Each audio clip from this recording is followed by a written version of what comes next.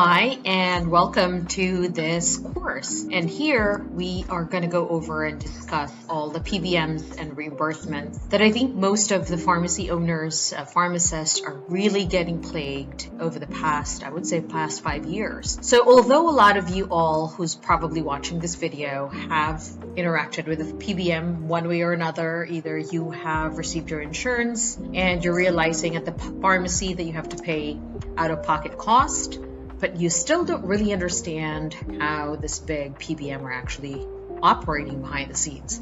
So what we're going to do is in this course, in this video, is really going to go over the organization and how it actually puts together, how they define those reimbursements, who are the big players behind the scenes, and what happens to pharmacy, what happens to pharmacist, and what happens to your bottom line as a pharmacy owner. So we're going to go over that in this video. Right now, a lot of our patients, and I'm sure you guys are faced with this as well, as most of the questions are who define our pricing, right?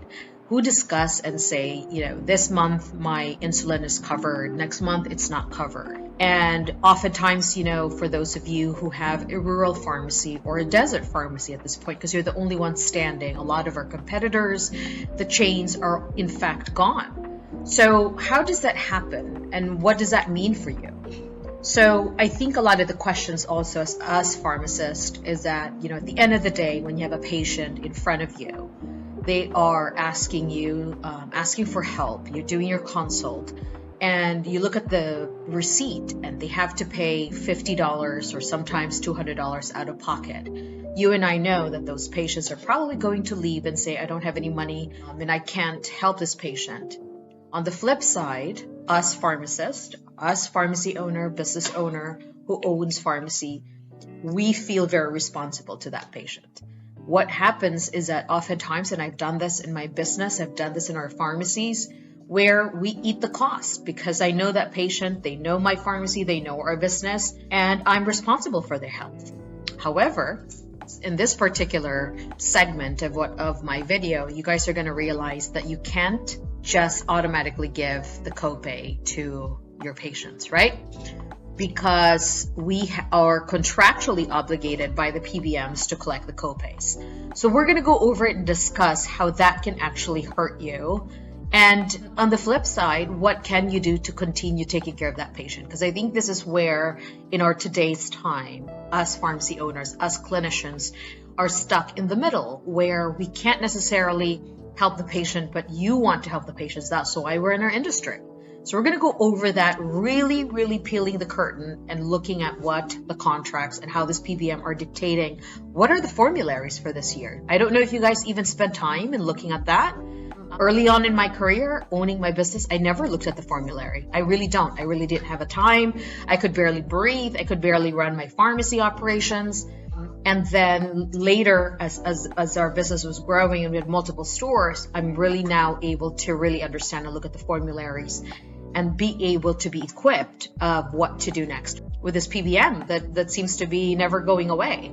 So in this course also, you're going to see that we're going to go over really the details of how are you going to manage your cash flow, right? Can you actually negotiate terms with PBMs, right? The question there is most often you're not going to be. So I have been in that position where PBM reached out to us, worked with my company in terms of really being the go-to, the dispensing pharmacy partner for a specific NDC. Now, it's going to take you a little bit of time. I'm not saying you can never be that, but I know that if you put your mind to it, if you put your mind and your team in the right place, you would be that go-to pharmacy. I have no doubt. Now, when you look at, let's say you just started a pharmacy and you're beginning in your contracting, you really don't know what to do, but you just keep signing. You have to be very careful because not all the time, especially in today's time, we have the PSAO, right? We're kind of afraid to negotiate with a PBM, but we will show you in some examples in our community. And we're also going to have some guests that have been very, very important as far as negotiating with PBMs, because oftentimes pharmacy owners would just look at the contract, whatever is your reimbursement, you take it for what it is. You actually can challenge those PBMs in your reimbursement. So we're going to show you that in some of our videos in our community. So you feel that you can actually have the power to be able to fix your business from the reimbursement side, and also how to have the confidence and the ability to challenge with a PBM, and how do PBMs actually work with you if you are a great provider in that area. So we're going to go over that as well. With regard to the PBM contracts, there are certain red flags that I think we all know that. The audit terms, the penalties. So we're gonna really dive in closely as far as how do you look at these audits, because I think oftentimes, when you word audit, all of us just get paranoid. We just don't know what to do. But there's actually ways for you to be prepared. There's also ways for you to be able to get your team looking at it every single day or every single week, depending on what you have, so you can get your pharmacy ready at any given time. Our team also are here for you. So if you happen to have an audit right now and you don't know how to fight them, or you're not really sure how to prepare with them, we're here to help you. So you're just going to go ahead and our information is on the link below. So just go ahead and click that, and we'll be happy to jump in and get you ready for your audits. So these really, really large language of contracts, I've worked with so many attorneys in our industry, both local and national attorneys, big firms, and they were part of my success and also battling with the PBMs at one point or another, because you guys have to remember, when you own a pharmacy business, it's not a matter of if, it's a matter of when they're coming to you. It's part of your existence. But I'm going to ask you this question. What other business out there, aside from healthcare, but in this case for pharmacy, where it's very hard to run a business as it is, yet you have these audits, and these audits are not just, they're looking at one prescription. They can actually take the entire transaction of that pharmacy, that entire claim. So say, for example, you have a very high dollar item. Let's use this as an example. Let's say that prescription is $1,500, and now you have filled this prescription 4 times. You have to remember that insurance, that claim is not just going to be one time. They're going to be able to claw back that entire refill for that. Well, what happens to you as a pharmacy owner? You're already paid for your pharmacist, your rent, your staff, the drugs, and now they're going to take that back. It's very, very unfair. And I think with this unfairness is really what gave me the confidence to be able to build this community where my colleagues, my fellow business owners have a place, have a platform where we can all discuss and we can all put our heads together to really be able to be a strong pharmacy team, pharmacy community, in which, some of us that have had face-to-face encounters with this PBMs, large audits, we're going to give you an example of it. One of my pharmacies, at one point, we had a very, very big audit, CVS, and we were able to beat them 96%. So we're going to show that to you. What does that look like? We're also going to go over what, a simple desk audit and every 3 years audit from these large PBMs. So how do you prepare for these things? And if you have a very tight budget, your cash flow is very thin, how do you create a team, or where do you go when you feel afraid of, oh my goodness, my business is going to close because I don't have this, and the other. So we're going to show that to you. We're going to give you checklists to start with, so that you can at least do a quick checklist with your pharmacy if you're ready for any audits. So we're going to give you a little bit more of those guides. And we're also going to show you in great detail how are you going to set up a system to track your claims and identify the discrepancy quickly. So in this video, you're going to also have some of my staff, my team that they do this every single time, every day in and day out. So they're able to now be so equipped. So when we have an audit that's coming in, I'll move my video over there, that they are able to really look at some of these claims. So another thing I think that's very painful for us as pharmacy owners is that oftentimes you run a prescription, and that prescription, let's say today is January 1st. You ran the claim, you service the patient, you gave them 150% of your customer service, you gave them a great service to the patient, they have left. Patient came back the second month, February 1st, you fill the same prescription. By the way, you still haven't gotten paid for your first prescription. Then third month comes, that's when you just started to see the reimbursement on the first one. what we're going to show you here is how are you actually going to catch this early on so that for you as a pharmacy owner, you're also beginning to map and plan your cash flow. Because without that, you're going to have a hard time running your business. You're really going to always it's like you're drowning at every given time. But we're also going to share with you how you can add a service model in your business where you're not dependent on the PBMs. You're really creating a really unique service model to your pharmacies that can compete, believe it or not, with what you're seeing right now with the PBMs. The one thing I think most of us owners, businesses, pharmacists often forget is your patients are coming to you, not, anywhere else. And so you know that they're coming back, they're trusting you with their life and vice versa. But at the end of the day, I think the biggest pain points that all of us experience is that we are so dependent on the business model. And that's why I hope we as a team, as a community, as a nation, can understand what is happening in our industry, because there has to be a change, and we clearly know that. But I think any pharmacist and pharmacy businesses across nations are struggling. So the reimbursement model is not working. So we have to work together, and some of us are very successful in creating certain business strategies, and that's what we're going to share with you, and hopefully you can do that in your business, even as simple as vaccinations. So I'm going to show you some creative ways, some unique strategies, automations that you can start now with your pharmacy and really get a very amazing feedback from your community. So we're going to go over that as well. One thing before we move to the next slide is we want to make sure that you guys really understand how to track your claims, because oftentimes when you look at this, you're not really sure when you're getting paid. You don't know if there's an error with some of the PBMs, and you're going to see that. We're going to show you some examples of how they can actually make a huge error in paying you back. So I'm going to show you an actual example from our pharmacies in the past where they made a huge error. They held, a very high number, 6 figures amount, and they were holding the payment. It was an error on their end. And of course, in any situations, most pharmacies will not be able to survive without cash flow coming in. So we're going to show you how we were able to get those collections back. And if you don't know how to do that, we're here to help you. Just send us a message, DM one of our teams, and we're going to get you hopefully out of this mess if you are ever in one where they're holding your payments. So we're going to help you navigate through that complexities. So stay tuned for more. But I had a few recent, very frustrating instances that occurred in my business that may have occurred in your business that I didn't recognize as data problems. And then once I did, was able to resolve them.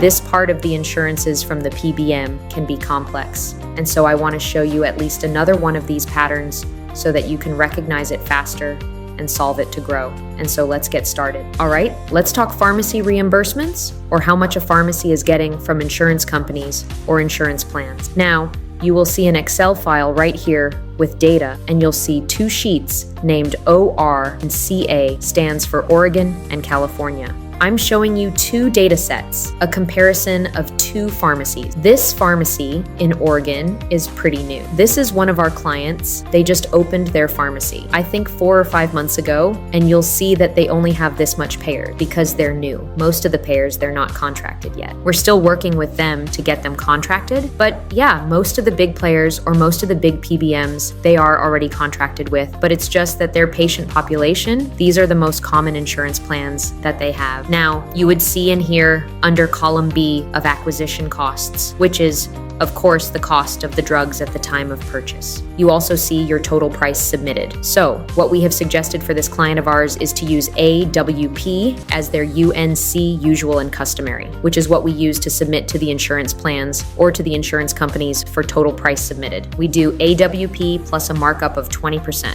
So, right here, for example, for their Oregon Medicaid, the total price admitted that you're looking at is around $2,792 in some sense. Now, Oregon Medicaid, under column third-party remit, even if we have submitted So this is what we tell insurance to pay us, right? Please pay us this amount because this is how much we should be getting. However, under the third-party remit column, you will see that most or some insurances here don't really pay a lot.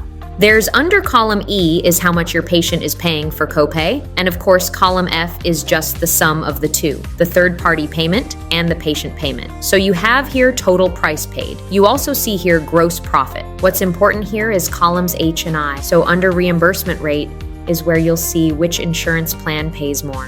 Most pharmacies don't really keep track of which insurance plan is paying them better compared to other plans. For example, in this data, you will see that Advanced RX is management PDP PACE around 67.76%. We have submitted them $2,361, but they paid $1,600 compared to, let's say, Cigna, wherein we told them, please pay us $3,704, but they only paid $433. Their reimbursement rate is 11.69%. Now, we keep track of these every month. Depending on your pharmacy as well, you can keep track of this metric. Could be frequently as daily or weekly, but it's up to you. For this pharmacy, we track these monthly. And the reason for this, why do you want to really dig deep and get data on your reimbursement rates, is because you might want to focus more on getting this higher. So for this client of ours, we keep track of the reimbursement rate and the GP percentage every month at the end of the month. Then we will get a full picture of which insurance is paying us more and which is not really giving us a lot of money. For example, as I've mentioned a while ago, Advance RX is paying us more. Cigna, not a lot. Oregon Medicaid, not a lot. Navitas Health Insurance, not a lot as well. They're very low on their reimbursement rate, which is also understandable seeing that this pharmacy is new and the star rating is not that good yet because you have to establish your star rating. And we all know that with good star rating, your pharmacy reimbursements are better. Here with your GP percentage, even if, for example, the reimbursement rate for AARP Medicare PDP is only at 28%, but your gross profit is at 95% as well because your acquisition cost is very low, but your total revenue, just total price paid, is very high. So these two metrics, or KPIs, go hand in hand in reviewing your financials to see where you're at, which insurance is better for your pharmacy. Let's look into this California pharmacy. We have here a lot because this pharmacy has been in operation for about 8 to 10 years, and we helped them before we onboarded or before they were our client. Their star rating was at 1, and after I think a year or less than a year, we were able to bring their star rating up to 4, and we were able to help them get the reimbursement rates to a better standing. So if you notice, there's a lot of insurances here, again, because this is a very old pharmacy. It's been in operation for years compared to those client that we have here in Oregon we're in. They just opened this year. Now, if you notice, for their Medicaid program, we have a lot of scripts coming from Medical RX, which is California's Medicaid program, and you can see that the reimbursement rate is pretty high, but the gross profit is pretty low. Now you will see under Card Generic Program, you'll see that the reimbursement rate is at 98% one card generic program. This is something that we have implemented for this pharmacy. It's a cash-based program. We created this local third-party plan in their system, and we call it one card generic program. Basically, what we did is to create a formulary of very cheap generic drugs. Anything that will cost you less than $1 to supply for 30 days. So for a 30-day supply, we charge a patient $5 to $10. For 90-day supply, it's $15 compared to using insurance, wherein patients might have to pay more, even if it's generic. For example, even if they're only taking lisinopril, their copay could be $6 for a 30-day supply, depending on their plan, right? Or there might be patients who don't have insurance and they need this very important generic medications. We have something that we can offer as a cash program. And as you can see, there's no remit because this is not really a legitimate insurance. It's like just a cash program, an internal pharmacy cash program. But as you can see, the gross profit is very high because, again, the cost of the generic medication, the acquisition cost for you to buy 30 tablets of lisinopril could be less than $1. It could be 58 cents, 50 cents, but you're selling it at $5. That's better than the reimbursement you'll get from some of these big insurances, and it's cash. You have the cash flow. it's automatically in your bank account compared to using insurance, wherein you have to wait for 30 to 60 days just to get reimbursed. And looking at all of these data is where you'll find cash programs for your pharmacy will make your bottom line better. You have a 98% reimbursement rate, and again, because it's cash. Well, essentially credit card, because they pay by credit card or check or whatever is automatically on your bank account. It's deposited in your bank account. Patients are happy because sometimes they will have to pay lower. And it's always available compared to them using their insurance plan, wherein sometimes they have to pay more than what you're offering them for cash. So basically, you'll see here as well that some insurances, for example, TRICARE Department of Defense, they don't really pay much. Sometimes it's a negative remit. Look at this. The acquisition cost is $34.62, but they only paid $3.22. Most of it was passed on as copay, and now you have a negative remit. It looks, now you owe TRICARE this amount. So some of these insurances, not really good for your pharmacy, not really good for your bottom line, but at least if you have something, if you have a program that helps your bottom line at the end of the day, because you have this cash program that brings in patients that improves your cash flow. Overall, look at this gross profit percentage. You're still at 18. This should be, let's set this to percentage. You're still at 18% gross profit percentage. Your gross profit is $89,000. That's not too bad because you have something that helps bring up your bottom line, even if you have all of these negative remits or negative profits. See you on the next lesson. We have very few slots for our free coaching calls. Don't forget to book your free coaching.